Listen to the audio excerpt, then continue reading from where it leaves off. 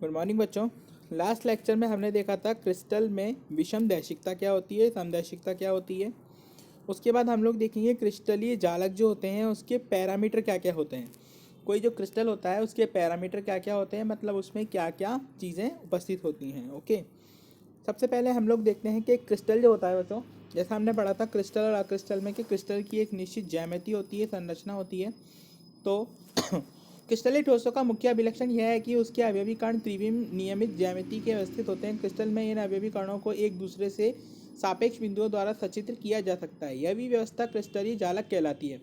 क्रिस्टलीय जालक अनंत तक फैला होता है, जिसके एक भाग में निम्न चित्र द्वारा प्रदर्शित किया गया है। अर्थात क्रिस्टलीय जालक क्रिस्टलीय ठोस के अवयवी कणों की त्रिविम में एक नियमित ज्यामिति व्यवस्था को कहते हैं।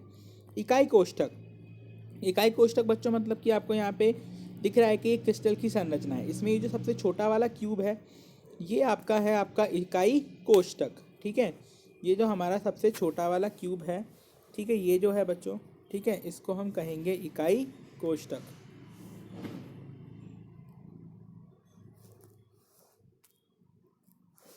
ये वाला, ठीक है, ये जो है हमारा यहाँ से लेके यहाँ तक जो आपको दिख रहा है ये है हमारा इकाई कोष्ठक।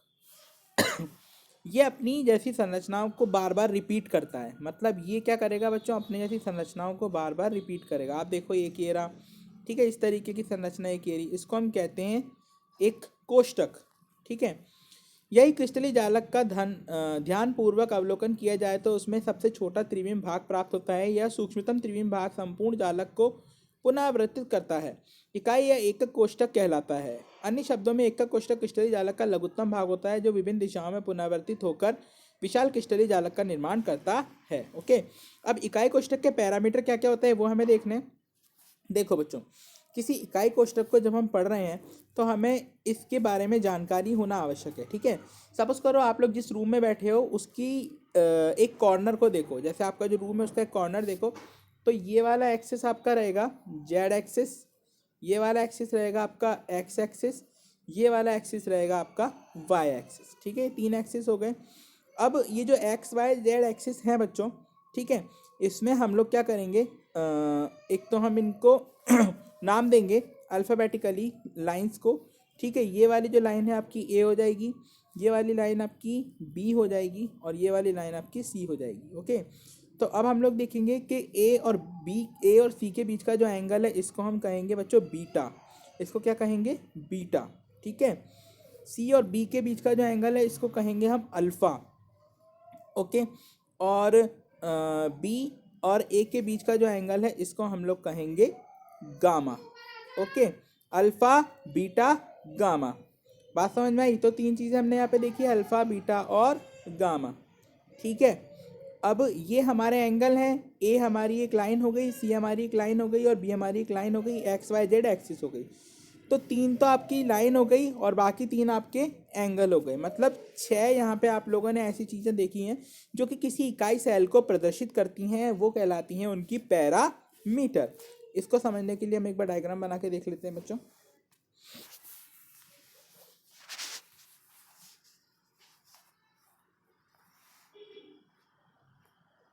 आप देखो, सबसे पहले हमने बात की थी एक्सिस की, ये हो गई हमारी जेड एक्सिस। ओके, ये हो गई हमारी एक्स एक्सिस और ये हो जाएगी हमारी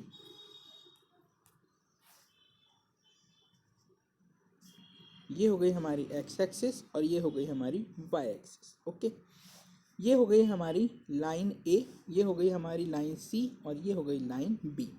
ठीक है बच्चों, इनके बीच का जो एंगल था इसको हमने कहा था बीटा। सी और ए के बीच का जो एंगल था इसको हमने कहा था अल्फ़ा। और ए और वाई के बीच का जो एंगल है इसको हम लोगों ने कहा है गामा। ओके, तो यहाँ पे हमने तीन चीज़ें देखी, एक तो लाइन ए बी सी और उनके बीच का एंगल। तो बीटा आप देख रहे हो 90 डिग्री का है, ये आपका 120 समथिंग का है और ये कुछ एंगल है जो दूसरा है। ठीक है, तो ये है हमारे किसी कोष्ठक को प्रदर्शित करने वाले पैरामीटर्स। ठीक है बच्चों, ये है हमारे किसी कोष्ठक को प्रदर्शित करने वाले पैरामीटर्स।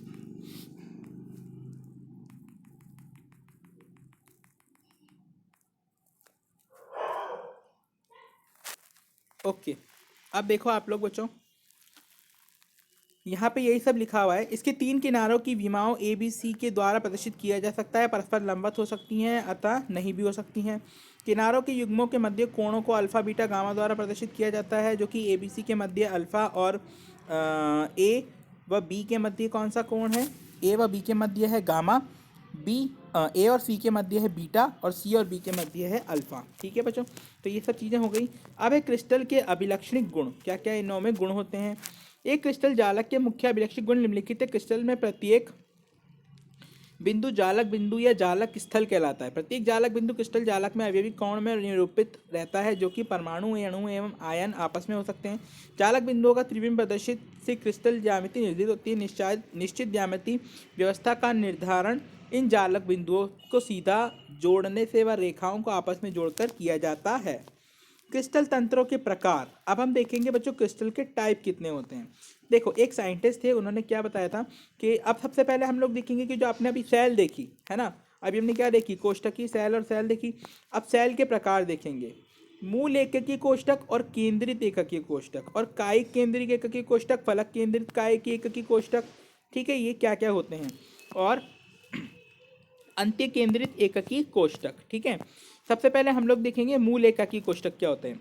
मूल एकाकी कोष्ठक बच्चों वो होते हैं जिसमें अणु, परमाणु, आयन केवल क्रिस्टल के किनारों पर उपस्थित होते हैं। जो आपने एकाकी कोष्ठक देखा, इसके केवल किनारों पर उपस्थित होंगे।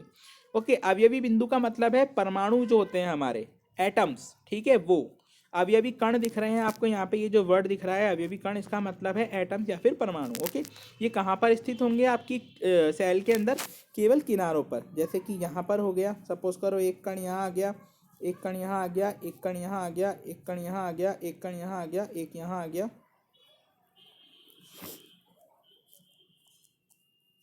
ठीक है, इस तरीके से। तो अब जब आप इन्हें गिनोगे तो कितने होंगे? 1 2 3 4 5 6 7 8। ठीक है, 8 ही हो जाएंगे। इस तरह की जो सेल होती है, इस तरीके का जो कोष्ठक होता है जिसमें अवयवी कण केवल उसके किनारों पर उपस्थित होता है, उसको हम कहते हैं मूल एकाकी कोष्ठक। ठीक है, अब क्या होता है, केंद्रित एकाकी कोष्ठक की बात करते हैं। केंद्रित एकाकी कोष्ठक में क्या होता है, अवयवी कण केवल किनारों पर उपस्थित नहीं हो सकते, हो सकता है वो फलक पर भी उपस्थित हो। मतलब इधर इस दीवार पर, इस ऊपर वाली दीवार पर, इधर वाली दीवार पर, इधर वाली दीवार पर, सामने वाली दीवार पर और नीचे। तो 8 और 6 ये। ठीक है, तो ये तो हो गया केंद्र एकाकी कोष्ठक। मतलब कि इसमें जो आपका दूसरा मूल कण होगा वो कहाँ उपस्थित होगा? बीचों बीच, सेल के बिल्कुल बीचों बीच। बीचों बीच का मतलब देखो मैं समझाता हूँ आपको।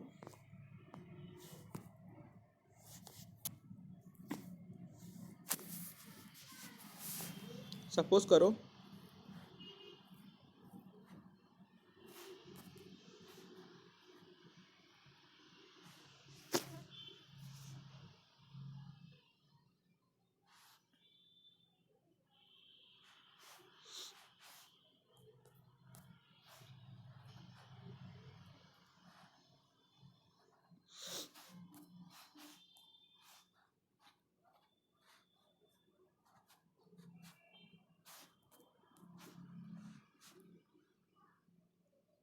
ये हो गया हमारा एक कोष्ठक जो अभी हमने पढ़ा।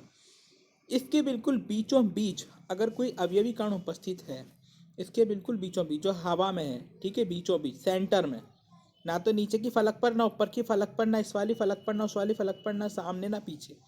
ठीक है, यहाँ पर अगर वो उपस्थित है तो इसको हम कहते हैं केंद्र अवयवी उपस्थित कोष्ठक। ठीक है, जो अभी हमने पढ़ा, केंद्र एकाकी कोष्ठक। ओके बच्चों, इसके बाद में है काया केंद्रित एकाकी कोष्ठक। काया केंद्रित एकाकी कोष्ठक का मतलब है अब आपके जो अवयवी कण हैं वो यहाँ फलकों पर, फेस पर उपस्थित होंगे। ऐसी एकाकी कोष्ठक जिसमें एक अवयवी कण कोने पर उपस्थित होता है व अतिरिक्त कोष्ठक केंद्र में भी उपस्थित होते हैं, काया केंद्रित एकाकी कोष्ठक कहलाता है। ओके, काया केंद्रित का मतलब बच्चों अभी वही है जो मैंने आपको बताया। केंद्रित एकाकी कोष्ठक देखिए, जब एक कोष्ठक में एक या एक से अधिक अवयवी कणों, कोने के अवयवी कणों के अतिरिक्त स्थितियों पर भी उपस्थित होते हैं तो उसे एकाकी कोष्ठक, केंद्रित एकाकी कोष्ठकीय कहते हैं।